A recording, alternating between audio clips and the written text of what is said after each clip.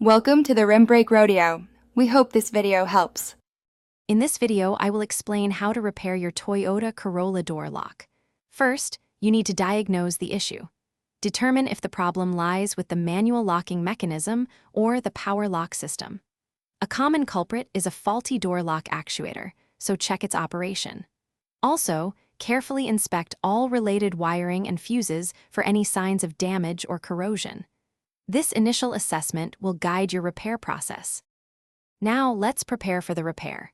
You'll need some basic tools, including Phillips and flathead screwdrivers, and a plastic trim removal tool to prevent damage. Gently pry off the interior door panel, starting from the bottom, to expose the internal components. Once the panel is loose, carefully disconnect any electrical connectors and the mechanical linkage rods attached to the door handle and lock mechanism. With the door panel removed, you can now address the faulty components. If your diagnosis pointed to the door lock actuator, replace it with a new one. For stiff or corroded mechanical parts, apply a suitable lubricant to restore smooth operation.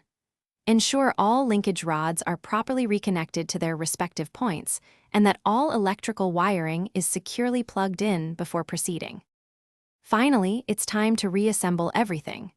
Carefully reattach the door panel, making sure all clips snap securely into place. Before fully closing the door, test the lock's function multiple times, both manually and with the power lock, to confirm the repair was successful. Remember to check the description for a link to the Echo Dot smart speaker and other great deals to enhance your home. Thanks for watching.